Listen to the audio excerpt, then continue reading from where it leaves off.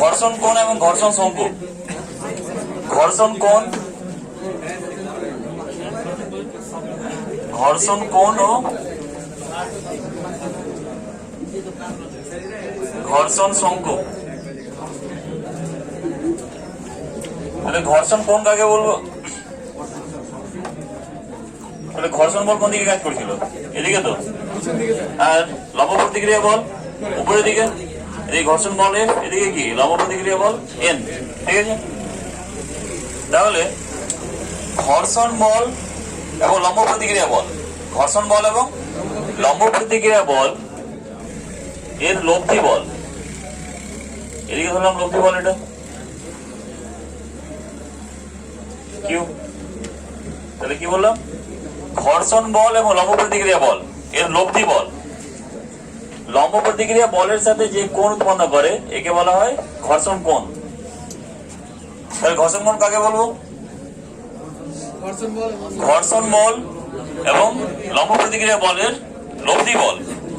ঘর্ষণ লম্ব প্রতিক্রিয়া বলের সাথে যে কোণ উৎপন্ন করে এই কোণকে বলা হয় ঘর্ষণ কোণ। ঠিক আছে, পেয়েছে তো? তাহলে এদিকে যদি কিউ হয় তাহলে এদিকে কি লেখা যায়? কিউ কস ল্যামডা না? আর এদিকে কি হবে? কিউ সাইন ল্যামডা লেখা যায়। এদিকে কি লেখা যায়? কিউ কস ল্যামডা, দিকে কিউ সাইন ল্যামডা। লাগা কস খাড়া সাইন তো। তাহলে N equal to Q cos lambda আর F equal to Q sine lambda. তাহলে এটা 1 নম্বর ইকুয়েশন, এটা 2 নম্বর ইকুয়েশন। তাহলে 2/1 করে পাই। 2/1 করলে কি হবে? Q sine lambda by Q cos lambda is equal to কি হবে? F by N. F by N তো। তাহলে কিউ কাটলো, তাহলে tan ল্যামডা ইকুয়াল টু কি হবে? F by N. এবার এফ বাই এন মানে কি? এটা 3 নম্বর ইকুয়েশন। এবার এফ ইকুয়াল টু কি জানি? মিউ এন না? তাহলে কি হবে? F equal to F by N equal to কি? মিউ। এটা 4 নম্বর ইকুয়েশন। তাহলে 3 ও 4 থেকে কি পাবো? 3 ও 4 থেকে পাই। তাহলে কি পাবো?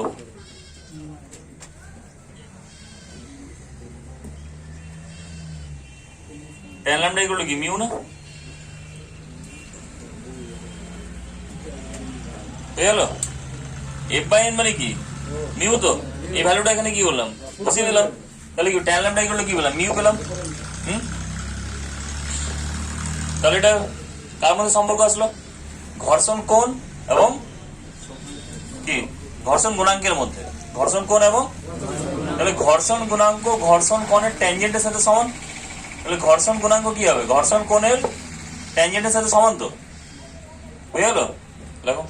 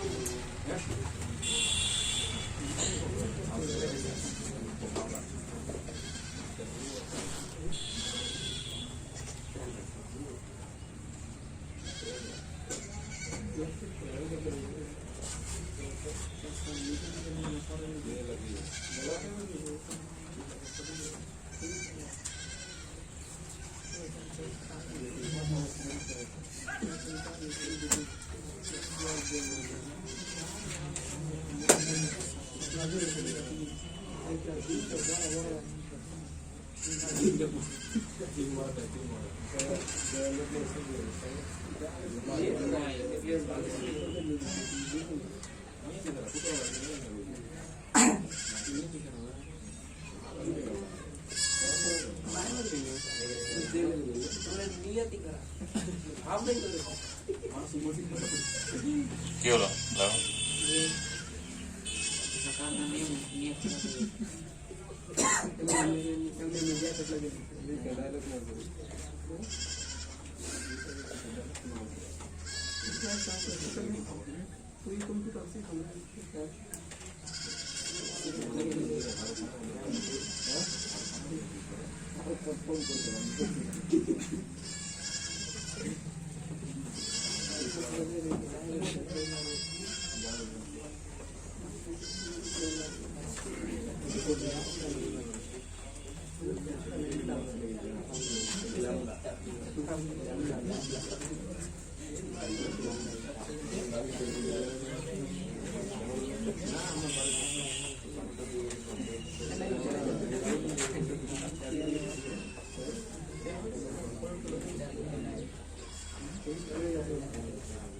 হলো এটা এটা মিউ, এটা হলো মিউ।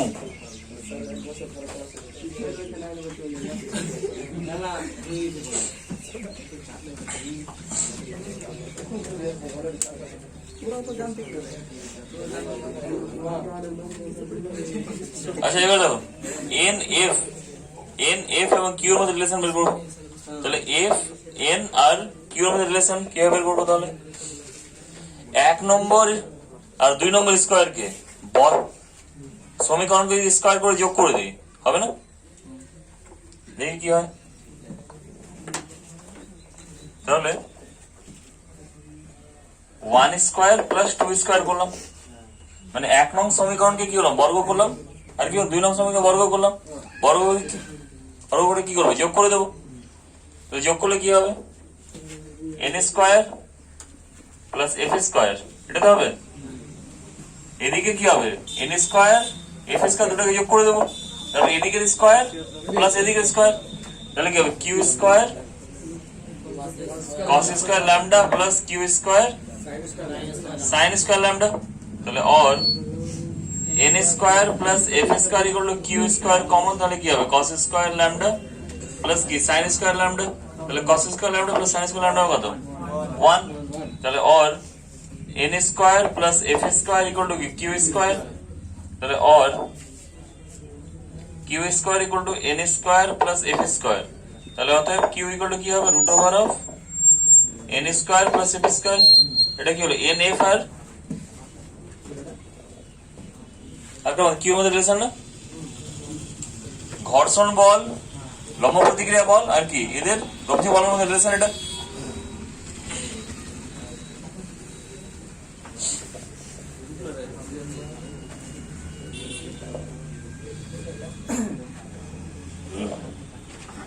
বয়েছে বয়েছে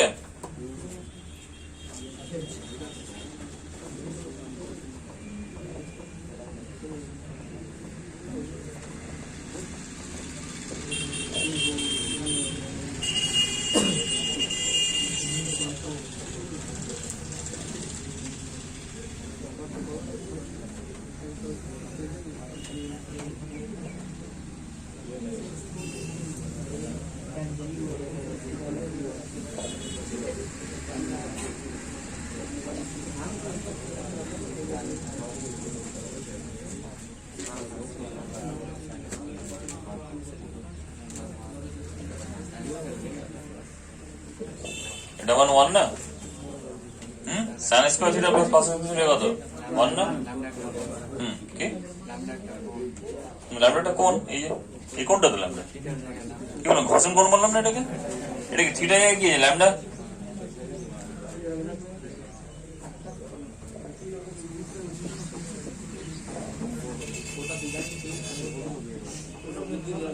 এবার লেখো স্থিতি বা বিরাম কোণ, স্থিতি বা বিরাম কোণ, স্থিতি বা বিরাম কোণ।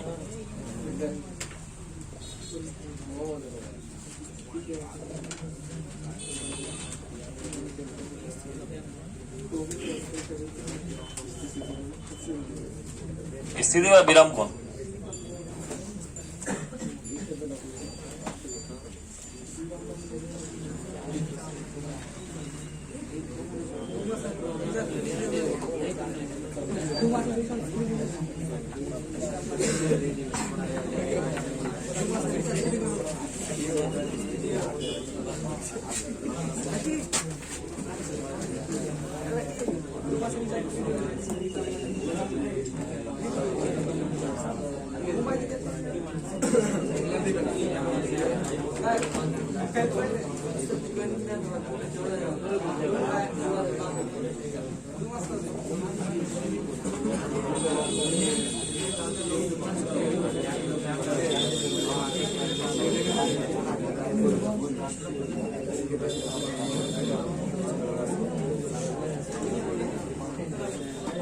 কি আঁকলাম? এটা কি আঁকলাম?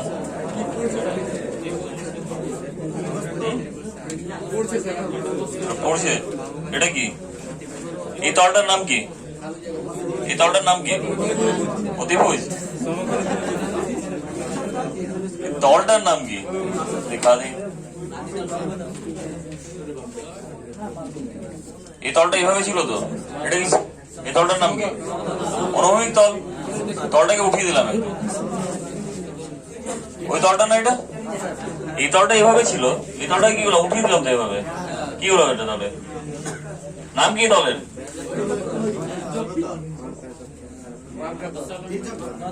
নততল না এটা? এই তলটা কি অনুভূমিক ছিল তো? এভাবে ছিল তো? তাহলে অনুভূমিকের সাথে কত কোণে উঠলাম? থিটা কোণে উঠলাম না? এই রেখাটা মানে কি? তলটা এটা। এই তলটা কি তাহলে? নততল। তাহলে নততল অনুভূমিকের সাথে যে কোণ করবে তাকে বলা হয় নতিকোণ। নততল অনুভূমিকের সাথে যে কোণ করবে তাকে বলা হয় কি? নতিকোণ। ঠিক আছে? নতিকোণ কত তাহলে এখানে? থিটা। তাহলে এখানে একটা বস্তু কি আছে? এখানে একটা বস্তু। তাহলে বস্তুর নিচে দিকে কি কাজ করবে?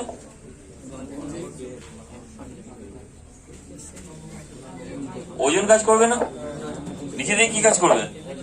ওজন কাজ করবে। তাহলে এই ওজনের দুটো অংশ করতে পারি।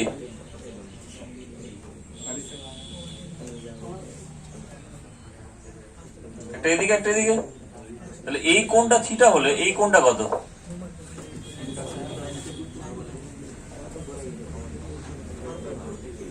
এটা ছিল তো, এই কোণটা কি? থিটা। তাহলে এখানে একটা পয়েন্ট নিলাম, এই পয়েন্টের নিচে নামিয়ে দিলাম, এখানে নামালাম। তাহলে একটা কি এভাবে আছে, আর একটা কি আছে এভাবে আছে তো। তাহলে এই কোণটা কত? 90। কি এই কোণটা 90 না? এই কোণটা 90। এই কোণটা 90, এটা লম্ব আছে। এটা কি 90 মাইনাস থিটা তো? এটা কি 90 মাইনাস থিটা তো? তাহলে এই কোণটা কত? এটা থিটা। এটা কত? 90 তো। এই কোণটা কত তাহলে? 90 মাইনাস থিটা না? তাহলে এই কোণটা 90 মাইনাস থিটা যদি হয়, তাহলে এই কোণটা কত? এই কোণটা 90 না? এই কোণটা 90 তো, কারণ এটা কার সাথে লম্ব আছে? এই তলটার সাথে লম্ব আছে না? তাহলে এই কোণটা কত হবে? 90 মাইনাস অফ 90 মাইনাস থিটা। তাহলে কি থিটা আসবে না? তাহলে এই কোণটা থিটা হলে এই কোণটা থিটা না? এই কোণটা থিটা তো। কি হ্যাঁ কিনা বোঝা গেল? এটা থিটা তো। তাহলে এই লম্বটা কোনটা? এটা তো লম্ব এটা। তাহলে এই কোণটা, এই কোণটা কত? এটা এটা কি লম্ব আছে তো, এই কোণটা 90 ডিগ্রি। এই কোণটা কত তাহলে? 90 মাইনাস থিটা না? 90 মাইনাস থিটা তো ওটা। এই কোণটা কত? এবার এটা এর সাথে লম্ব আছে না? এই কোণটা কত? 90 না? তাহলে এই কোণটা কত হবে? এটা মাইনাস এটা, তাহলে কি হবে? 90 মাইনাস 90 মাইনাস থিটা, তাহলে কত হবে? This equal to 90 minus 90 plus theta. এটা কাটবে তো, তাহলে থিটা হবে তো। হ্যাঁ কি না? হয়ে গেল?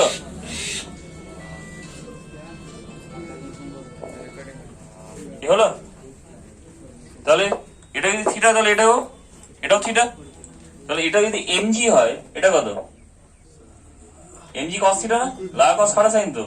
এটা কি এমজি সাইন থিটা তো। হয়ে গেল? এমজি সাইন থিটা এটা। এবার লম্ব প্রতিক্রিয়া বল কোন দিকে কাজ করবে? উপরের দিকে। এমজি কস থিটার সাথে লম্ব থাকবে না, মানে তলের সাথে লম্ব থাকবে লম্ব প্রতিক্রিয়া বল। তাহলে এটা কি এন। এবার এটা নিচের দিকে নামছে তো, তাহলে উপর দিকে কে বাধা দিচ্ছে? নিচের দিকে নামতে হবে। ঘর্ষণ বল বাধা দিচ্ছে তো, তাহলে ঘর্ষণ বল কোন দিকে ক্রিয়া করবে? উপরের দিকে ক্রিয়া করবে। তাহলে ঘর্ষণ বল উপরের দিকে ক্রিয়া করছে এফ। এটাই তো। বোঝা গেল? ছবিটা বোঝা গেল তো? আগো ছবিটা বোঝা গেছে?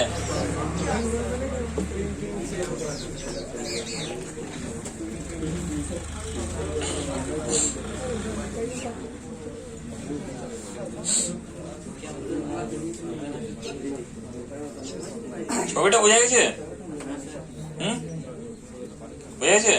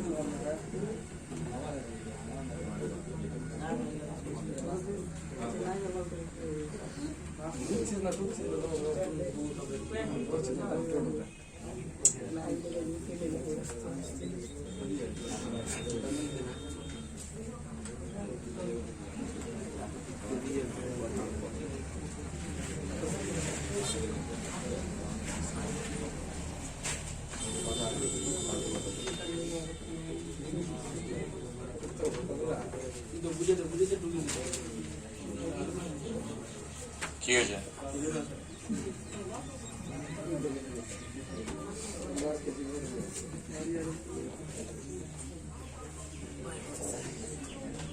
বলো। তাহলে এখানে এই কোণটাকে বলা হবে বিরাম কোণ। এই থিটা কোণটা বিরাম কোণ কাকে বলবো তাহলে? যে নির্দিষ্ট কোণের জন্য, যে নির্দিষ্ট কোন কোন নতি কোণ, তাহলে কি যে নির্দিষ্ট নতি কোণের জন্য বস্তুটির নততলে স্থির অবস্থায় থাকবে, অর্থাৎ না নিচে নামবে না উপরে উঠবে, কি থাকবে? স্থির অবস্থায় থাকবে, তখন সেই নতি কোণকে বলা হয় কি? বিরাম কোণ বা স্থিতি কোণ। তাহলে যে নির্দিষ্ট নতি কোণের জন্য অনুভূমিক তলে থাকা বস্তুটি স্থির অবস্থায় থাকবে, সেই নতি কোণকে বলা হবে স্থিতি কোণ বা বিরাম কোণ। ঠিক আছে, হয়ে গেল তো? তাহলে এখান থেকে দেখো বস্তুটা না নিচে নামছে না উপরে উঠছে, তাহলে একে করে ব্যালেন্স করে কে রেখেছে? তাহলে এদিকের বল আর এদিকে বল কি সমান আছে, তবে তো ব্যালেন্স আছে। তাহলে mg sin theta equal to কি? f আছে। তাহলে কি লেখা যায়? f equal to mg sin theta, এটা এক নম্বর ইকুয়েশন। আর কি আছে? এই বস্তুটা না উপরে উঠছে না নত তলের মধ্যে ধসে যাচ্ছে, তাহলে কি n equal to mg cos theta. এই দুটো কি করে ব্যালেন্স করে রেখেছে তো একে, কি হ্যাঁ কি না? তাহলে এখানে কি লেখা যায়? n equal to mg cos theta, এটা 2 নম্বর ইকুয়েশন। আবার 1/2 করে পাই, তাহলে 1/2 করলে কি হবে?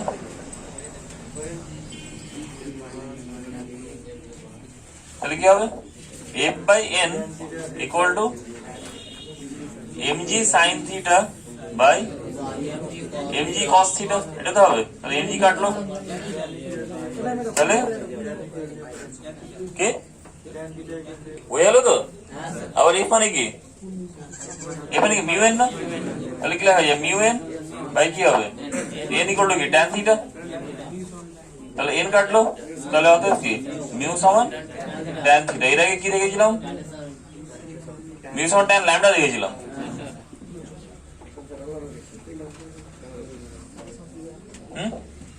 তাহলে এখানে কি দেখলাম হবে?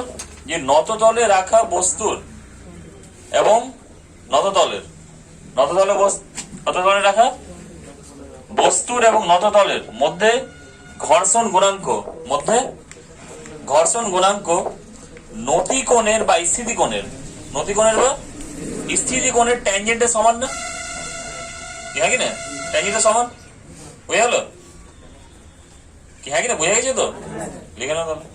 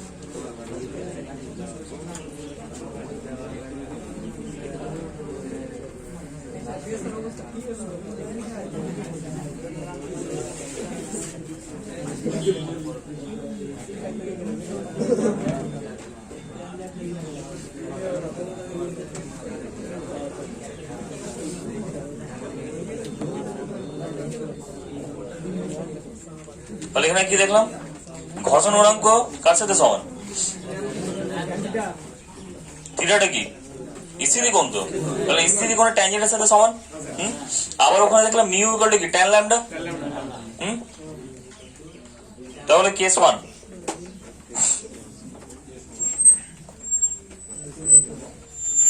লেখা হলো তো এটা।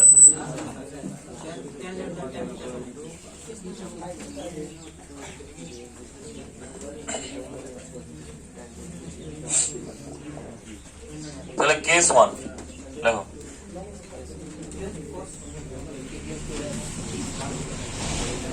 তাহলে কেস 1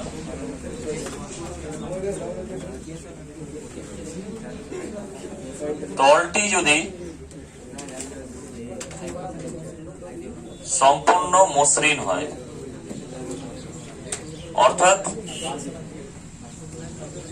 মসৃণ হলে কি হবে, মিউ ইকুয়াল টু 0 হয়ে যাবে না। সম্পূর্ণ মসৃণ কি হবে, সম্পূর্ণ মসৃণ হলে ঘর্ষণ বল কি হবে, কাজই করবে না। তো ঘর্ষণ বল যদি কাজ না করে তাহলে ঘর্ষণ গুণাঙ্ক 0, হ্যাঁ কি না।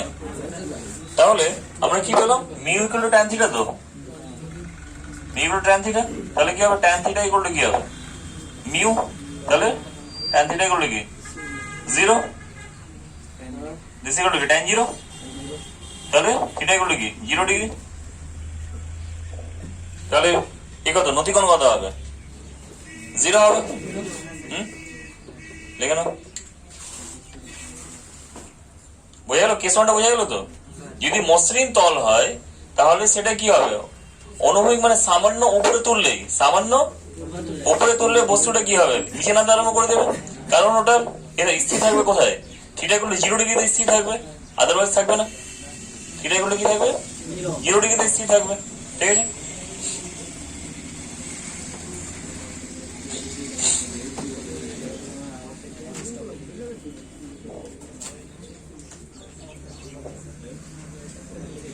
দেখা হলো। এবার কেস 2,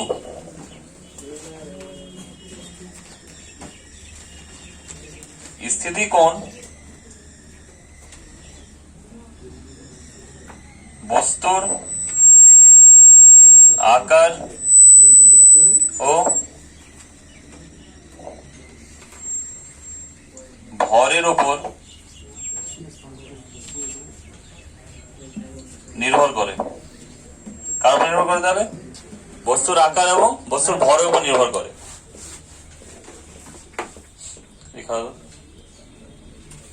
তাহলে এটা নত তল আছে, ঠিক আছে। তাহলে নত তলে কাকে রেখেছি, এখানে বস্তুটা কি ধরনের আছে, আয়টা ঘন আছে, আয়টা ঘন আছে, তো নিচে নামছে। যদি এখানে এদিকে মার্বেল রেখে দিই, গুলি রেখে দিই, তাহলে কি হবে, তাহলে বস্তু যদি গলীয় হয় তাহলে কি হবে, তার নতিকোণটা কম হবে। আর বস্তু যদি কি হয়, আয়ত ঘন বা ঘন, নিচেরটা যদি কি ফ্ল্যাট হয়, এটা ফ্ল্যাট আছে নিচেরটা, তখন কি হবে, নিচে পড়ছে, এবার পড়ছে নিচে, তাহলে নতিকোণটা বেশি হবে। তাহলে বস্তুর আকারের উপর ডিপেন্ড করছে, এবার বস্তুর কি ওজনের উপর ডিপেন্ড করছে। তো তাহলে বস্তুর ওজন যত বেশি হবে, ঘর্ষণ স্থিতি কোণ কি হবে, তত কম হবে, তত কি কম হবে। আর যত কম হবে ওজন তত নতিকোণ কি হবে, বেশি হবে, মানে কি তত বেশি উপরে উঠানো যাবে, বুঝা গেল। তো এগুলো কেস 3।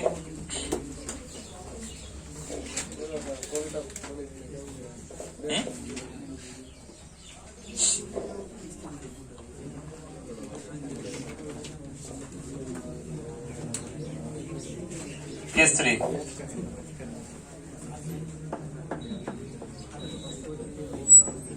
নতি কোণের মান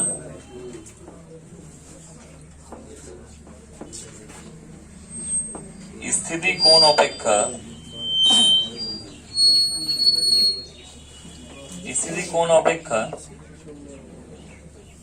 বেশি হলে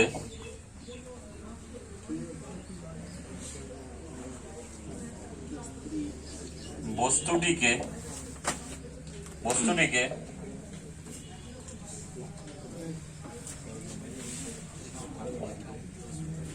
বাহ্যিক বলের দ্বারা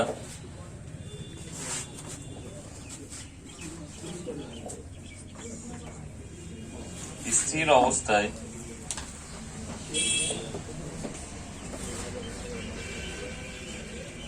রাখতে হয়।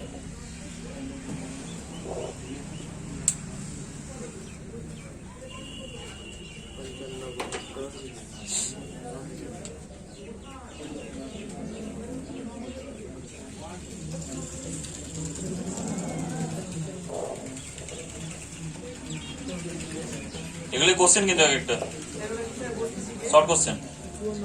নতি কোণের মান স্থিতি কোণ অপেক্ষা বেশি হলে বস্তুটিকে বাহ্যিক বলের দ্বারা স্থির অবস্থায় রাখতে হয়। ঠিক আছে, তাহলে এখানে কি হলো, এটা নতি কোণ আর এটা কি স্থিতি কোণ। তো তাহলে যতক্ষণ নতি কোণ আর স্থিতি কোণ সমান আছে ততক্ষণ বস্তুটা কি থাকবে, স্থির অবস্থায় থাকবে। যখনই নত তলকে কি করব, আরো উপরে বাড়িয়ে দিব, তাহলে এটা নতি কোণ বাড়বে কিন্তু স্থিতি কোণ তো স্থির আছে। তখন এই বস্তুটা কি হবে, নিচে দিকে নামতে আরম্ভ করবে। তো তখন একে বাইরে থেকে কি করতে হবে, বাহ্যিক বলে টানতে হবে তো উপর দিয়ে। বুঝে গেল?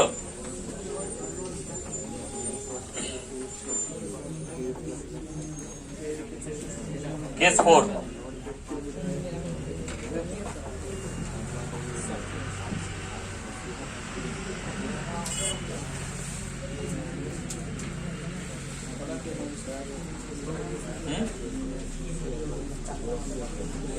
নত তলে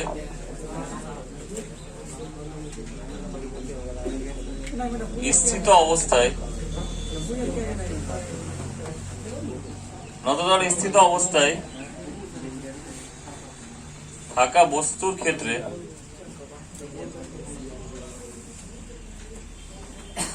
কি লেখা যায়, মিউ ইকুয়াল টু কি ট্যান থিটা লেখা যায়। তো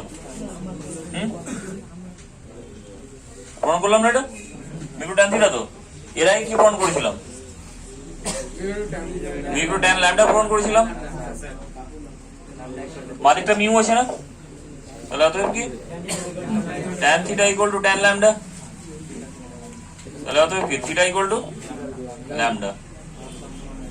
তাহলে স্থিতি কোণ এবং ঘর্ষণ কোণ সমান। ঠিক আছে, তাহলে এখান থেকে 4টা কোশ্চেন আসতে পারে, যে কোনো একটা দেবে। শর্ট কোশ্চেন এগুলো।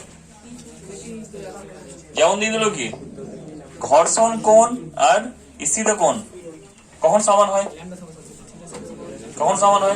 নত তলেই বস্তুটি যখন স্থির অবস্থায় থাকবে তখনই হবে এটা। অথবা দিয়ে দিল প্রমাণ করো থিটা ইকুয়াল টু ল্যামডা, পারবে?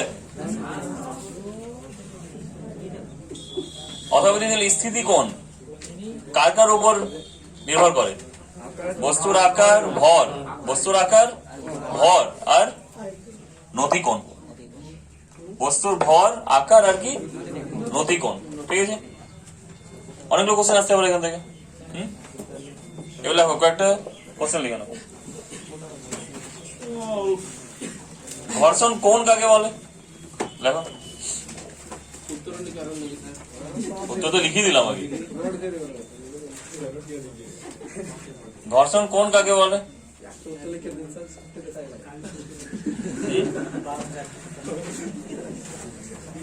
এটা কি লিটারেচার পেয়েছো নাকি? এটাকে লিটারেচার পেয়েছো তুমি? এটাকে একটা সব অ্যান্সার থাকবে। দেখো, যেমন একটা স্টুডেন্ট ছিল জানো, ওকে যে রচনাই দিত ওকে লিখতো গরু রচনা লিখতো, ওকে যে রচনা। এবার একটা স্যার বললো মানে স্যার ভাবলো আর কি যে একে যা দিচ্ছে গরু টেনে নিয়ে আসছে, গরু রচনা দিচ্ছে। ও দিয়ে দিল জাহাজের রচনা, এবার দিয়ে দিল জলজাহাজের। ছেলেটা কি করলো জানো, বললো যে জাহাজটা এক জায়গা থেকে যেতে আরম্ভ করলো, সমুদ্র পাড়ি দিল, সমুদ্র পাড়ি দিয়ে যেই স্থলে মানে এতে আসলো, তীরে আসলো, দাঁড়ালো তীরে। সেই তীরে দাঁড়ানোর পর সেই জাহাজ থেকে গরু নামলো, আরম্ভ করে দিল গরু রচনা হবে। ঠিক আছে, এরপরে দেখলো স্যার যে তো জাহাজকেও করে দিল, এবার ও দিল কার রচনা, ডক্টর রচনা দিল। ও কি করলো এবার, ও বললো যে এবার ও লিখছে এবার যে ডাক্তার নিজের চেম্বারে পেশেন্ট দেখলো, পেশেন্ট দেখিয়ে যেই বেরোলো ওর গাড়িটা গরু অ্যাক্সিডেন্ট করে দিল, আবার গরু রচনা আরম্ভ করলো। এবার টিচারটা দেখছে যে ওকে স্থলে যা দিচ্ছে ওখানে কি গরু টানছে। এবার ও দিল উড়োজাহাজের রচনা। এবার কিভাবে টানবে গরুকে, উড়োজাহাজ তো নিয়ে যায় না, গরুকে নিয়ে যায় না। এবার ওকে লিখছে আবার যে উড়োজাহাজ একটা এয়ারপোর্ট থেকে আরেকটা এয়ারপোর্টে ল্যান্ড করার আগেই ও একটা এতে কি বলে একটা বাগানে হয়ে গেল, অ্যাক্সিডেন্ট করে গেল, ক্র্যাশ করে গেল। ক্র্যাশ করে সেই মাঠে গরু ছিল, আবার গরু রচনা ঢুকে গেল না। এবার এটা কি লিটারেচারে হলো নাকি, এখানে সায়েন্সে হয় না, চলে লিটারেচারে হবে। লাগো ঘর্ষণ কোন কাকে বলে, দেখাও যে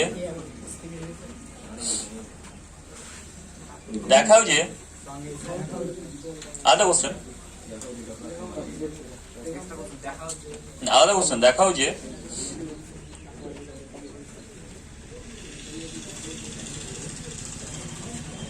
ঘর্ষণ কোণের ট্যানজেন্ট মানে ট্যান ল্যামডা আর কি, ঘর্ষণ কোণের ট্যানজেন্ট ঘর্ষণ গুণাঙ্কের সমান হয়। ঘর্ষণ কোণের ট্যানজেন্ট ঘর্ষণ গুণাঙ্কের সমান হয়।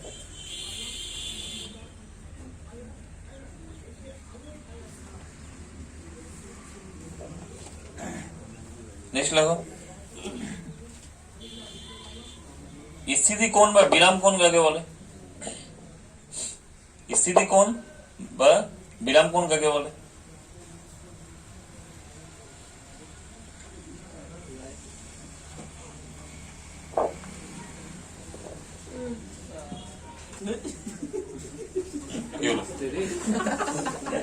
স্থিত কোণ বা বিরাম কোণ কাকে বলে, বুঝলেন? এবার লেখো, নত তলে আদে কোশ্চেন, নত তলে স্থিত অবস্থায় কোন বস্তু থাকলে, নত তলে স্থিত অবস্থায় কোন বস্তু থাকলে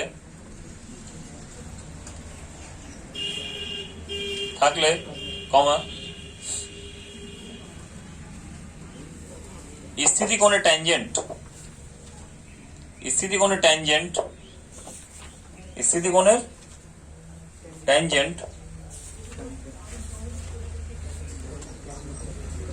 ঘর্ষণ গুণাঙ্কের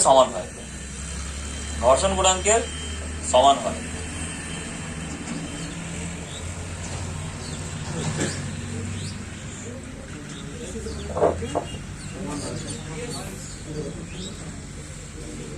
স্থিত কোণের ট্যানজেন্ট ঘর্ষণ গুণাঙ্কের সমান হয়। নেক্সট কোশ্চেন,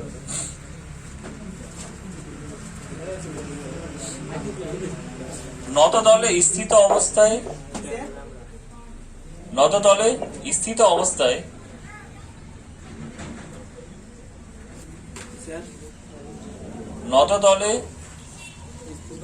অবস্থায় থাকা কোনো বস্তুর জন্য দেখাও যে দেখাও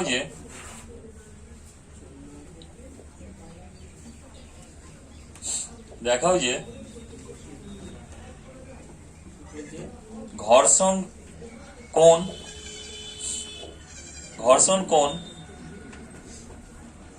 এবং স্থিত কোণ ঘর্ষণ কোণ এবং স্থিত কোণ সমান হয়।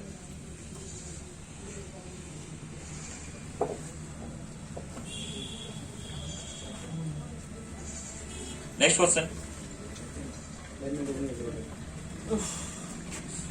স্থিত কোণ কোন কোন বিষয়ের উপর নির্ভর করে? স্থিত কোণ কোন কোন বিষয়ের উপর নির্ভর করে?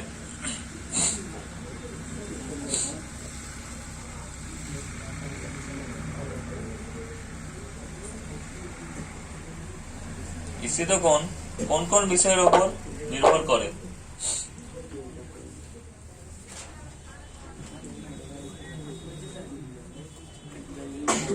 নেক্সট কোশ্চেন,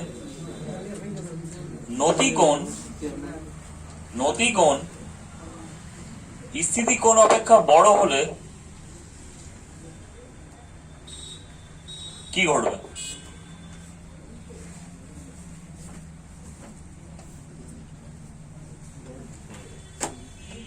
কি ঘটবে তাহলে? বস্তুটি আর সাম্যাবস্থায় থাকবে না, বস্তুটি নিচের দিকে নামতে আরম্ভ করবে। ঠিক আছে, নেক্সট কোশ্চেন লেখো, নত তলের উপরে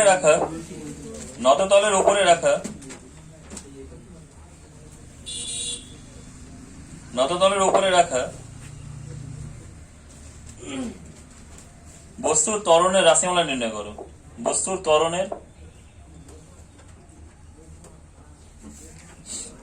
ত্বরণের রাশিমালা নির্ণয় করো। এই ছবিটা আমার রাখো, এটা অ্যান্সার লিখেছি।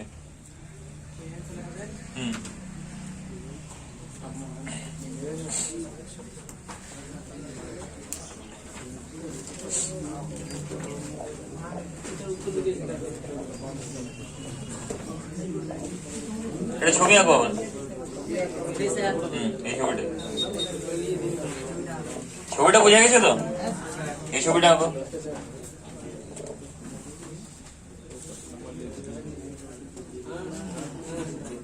F equal to mu1.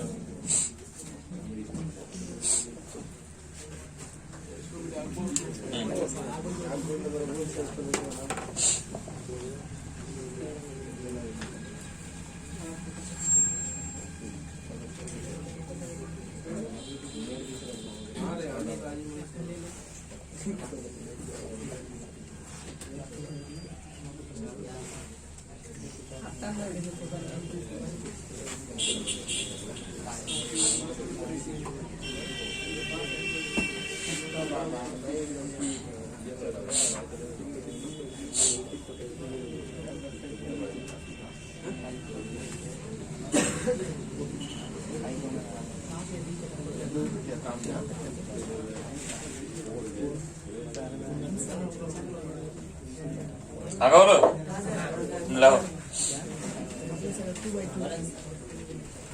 ধরা যাক স্মল এম ভরের কোন বস্তু,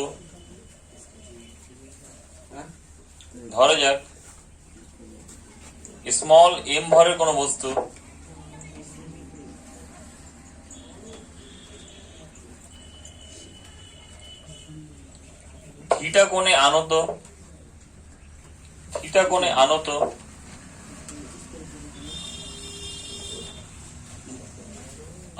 একটি নততল বরাবর স্মল এম ভরের কোন বস্তু থিটা কোণে আনত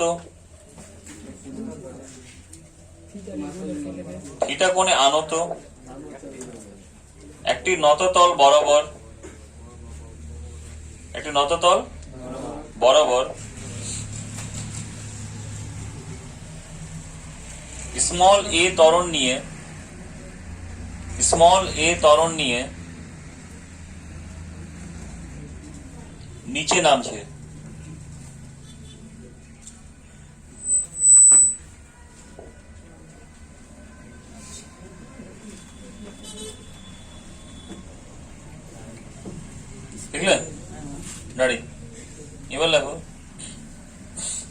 নততল এবং বস্তুর মধ্যে ঘর্ষণ গুণাঙ্ক মিউ, নততল এবং বস্তুর মধ্যে ঘর্ষণ গুণাঙ্ক মিউ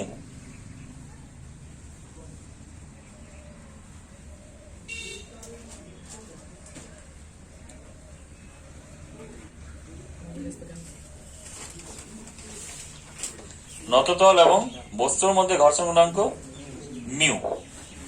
ঠিক আছে, আর লেখো ঘর্ষণ বল F equal to mu N, ঘর্ষণ বল F equal to mu N, comma যেখানে n হলো লম্ব প্রতিক্রিয়া বল, কমা যেখানে n হলো n মানে ছোট হাতের n হলো n লম্ব প্রতিক্রিয়া বল,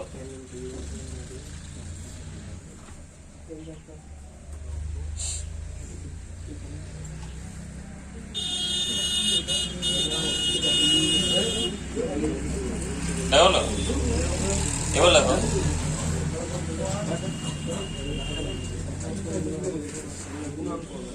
দেখা হলো তো F equal to mu n হয়ে যায় mu n। এবার লেখো নততল বরাবর যেখানে n হলো লম্ব প্রতিক্রিয়া বল, ওই যে লম্ব প্রতিক্রিয়া বল এটা তো। এবার লেখো নততল বরাবর আলাদা প্যারা করে, আলাদা প্যারা নততল বরাবর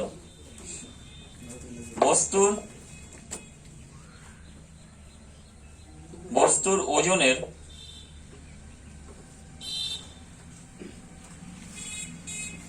উল্লম্ব উপাংশ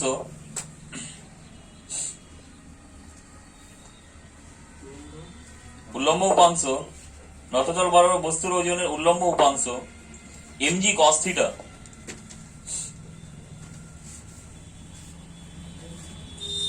লম্ব প্রতিক্রিয়া বল n, লম্ব প্রতিক্রিয়া বল n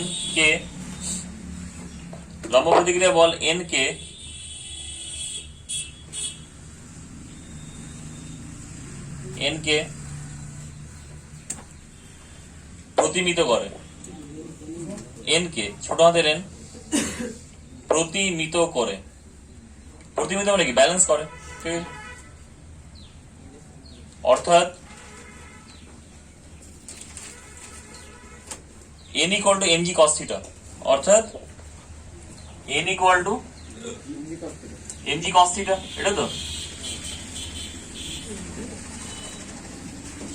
নেক্সট ওর সাথে চলছে ওজনের অনুভূমিক উপাংশ,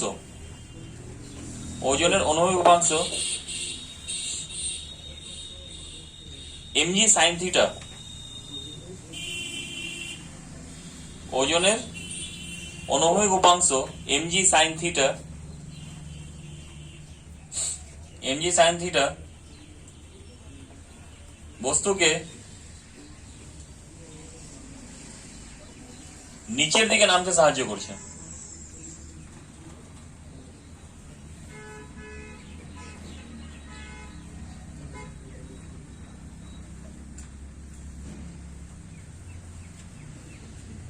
এবং ঘর্ষণ বল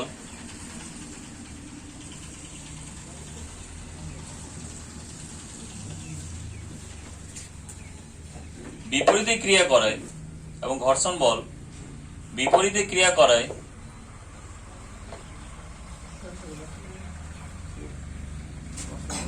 নিচের দিকে নামতে বাধা দেয়, নিচের দিকে নামতে বাধা দেয়।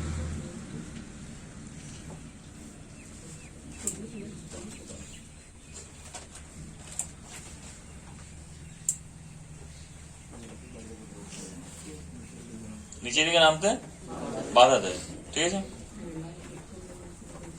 বোঝা গেল? মানে যায় কিছু ওটা লিখলাম তো, বোঝা যাচ্ছে তো? এবার লব্ধি বল কোন দিকে হবে তাহলে? mg sin থিটা বড় না f বড়? বস্তুটা নিচে নামছে তো, তাহলে কে বড়? mg sin theta. তাহলে এখানে লব্ধি বল কত? তাহলে অতএব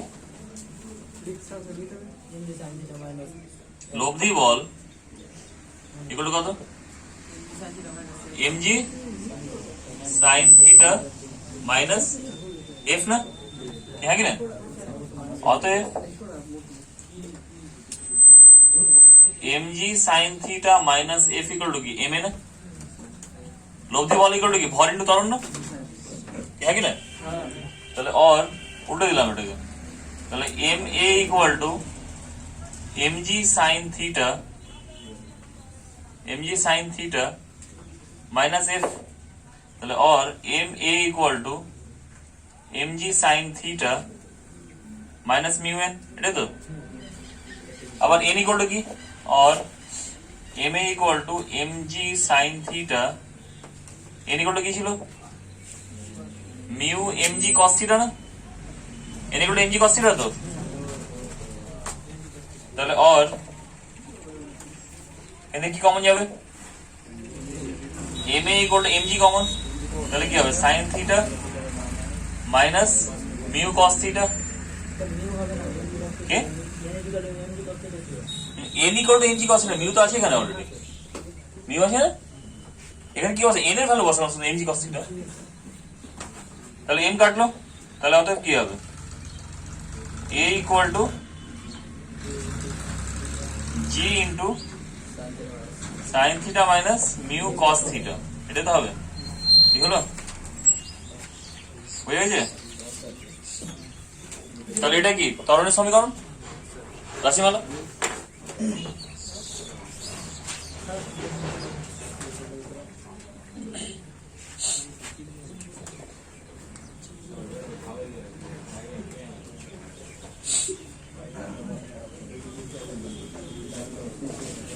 দেখা হলো, এবার লেখো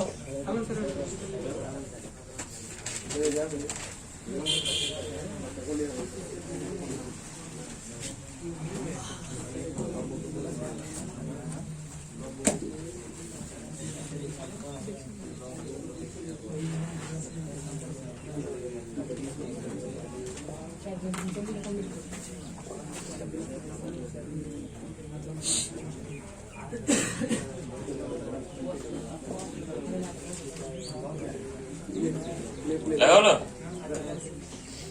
এবার লেখো কোশ্চেন লেখো, ঘর্ষণ জনিত কিছু সুবিধা এবং অসুবিধাগুলি উল্লেখ করো। ঘর্ষণ জনিত সুবিধা ও অসুবিধাগুলি উল্লেখ করো।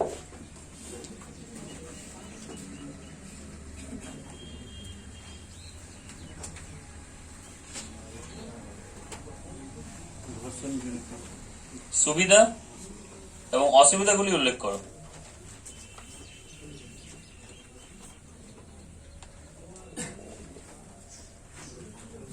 তাহলে ঘর্ষণ জনিত সুবিধাগুলো কি শুনে নাও।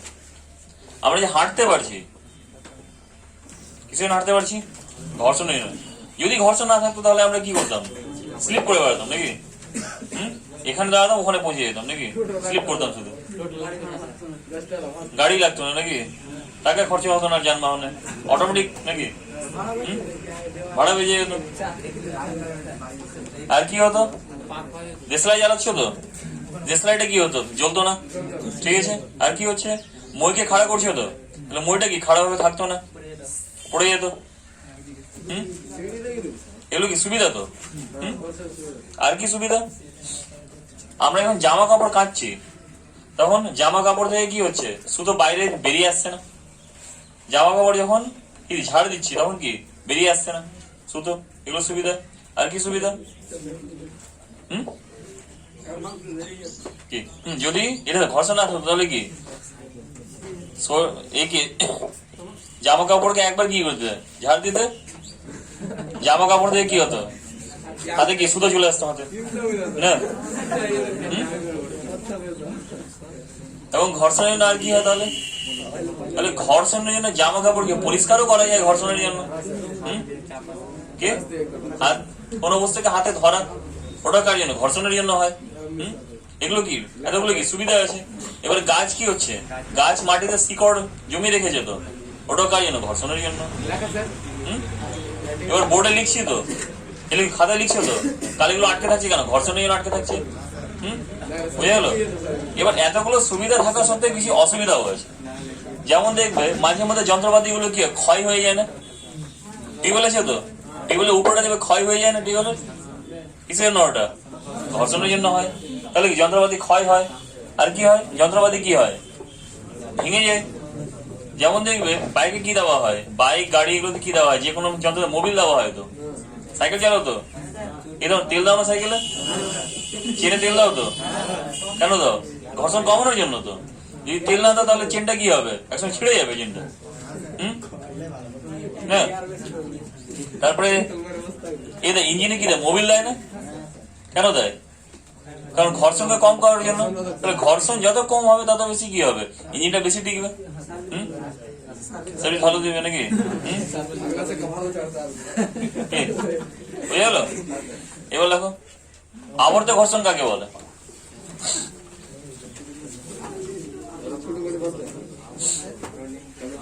আবর্ত ঘর্ষণ কাকে বলে?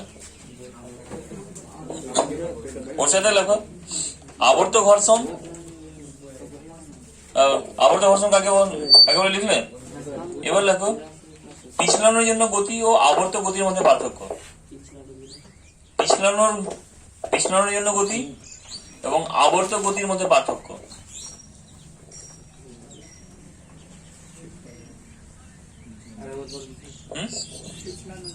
পিছলানোর জন্য গতি এবং আবর্ত গতির মধ্যে পার্থক্য লেখো।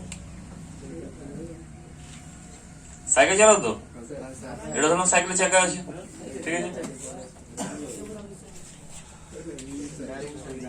এটা ধরুন সাইকেলের চাকা আছে। কে সাইকেলের চাকা ধরলাম এটা? সাইকেলের জায়গা গিয়ে সামনে আগের দিকে এগোচ্ছে তো। চাকার দেখো এই তলটা এখানে আছে, এরপরে কি তল চেঞ্জ করে দিল?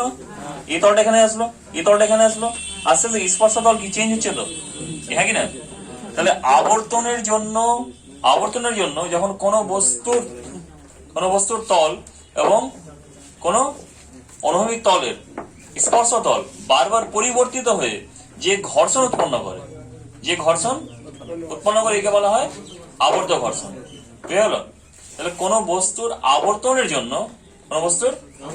আবর্তনের জন্য বারবার স্পর্শ তল পরিবর্তিত হয় এবং স্পর্শ তল পরিবর্তনের জন্য যে ঘর্ষণের সৃষ্টি হয় একে বলা হয় আবর্ত ঘর্ষণ। ঠিক আছে? তাহলে আবর্ত ঘর্ষণ দেখা যায় একমাত্র আবর্ত গতির ক্ষেত্রে। এবার বারবার কি করছে? ও কি স্পর্শ তল চেঞ্জ করছে তো। তাহলে স্পর্শ তল যত বারবার চেঞ্জ করবে তত কি হবে? ওর আবর্ত ঘর্ষণের পরিমাণ কমবে তো। তাহলে পিছলানোর জন্য গতিতে ঘর্ষণ বেশি হয় আর আবর্ত গতিতে কি ঘর্ষণ কম হয়। ঠিক আছে? পিছলানোর জন্য গতিতে স্পর্শতল অপরিবর্তিত থাকে আর আবর্ত গতিতে স্পর্শতল বারবার পরিবর্তিত হয়। এটা তো পার্থক্য। প্রায় শেষ হয়ে গেল চ্যাপ্টার, প্রায় শেষ হয়ে গেল। শুধু দুটো সমীকরণ থাকলো, অন্য 20 দিন লাগবে।